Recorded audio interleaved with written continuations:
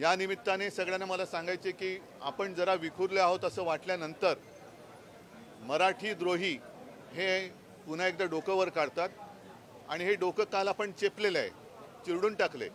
हे पुन्हा यांचा फणावरती येऊ नये असं वाटत असेल तर परत संकट येण्याची वाट बघत बसण्यापेक्षा ही एकजूट ही आपण कायम ठेवली पाहिजे आणि या एकजुटीचं दर्शन हे येत्या 5 तारखेला आम्ही घडवल्याशिवाय राहणार नाही. हा जो निर्णय आला त्याच्यानंतर संजय राऊतांचा मला फोन आला होता आणि त्यांनी सांगितलं की आपल्याला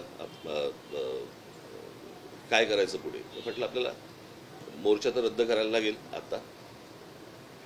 तर त्यांनी म्हणाले की आपण एक विजयी मेळावा आपण घ्यायला पाहिजे. म्हटलं घेऊया. म्हणाले मग 5 तारखेला आपण जाहीर केले तर 5 तारखेला घेऊया का. म्हटलं 5 तारखेला घेता येईल. म्हटलं आत्ता काही ठिकाण जाहीर करू नका. म्हटलं मी माझ्या लोकांची पहिल्यांदा बोलीन, चर्चा करीन आणि चर्चा केल्यानंतर म्हटलं मग आपण एकत्र मिळून ठरवू आणि मग त्याच्यानंतर बघू आपण 5 तारखेला काय करायचं ते. तो मेळावा जरी झाला तरी त्याला काही पक्षीय त्याला लेबल लावण्यात काही अर्थ नाही आहे. कारण हा खरा तर विजय हा मराठी माणसाचा विजय आहे आणि त्या दृष्टिकोनातूनच या मेळाव्याकडे पाहिलं पाहिजे.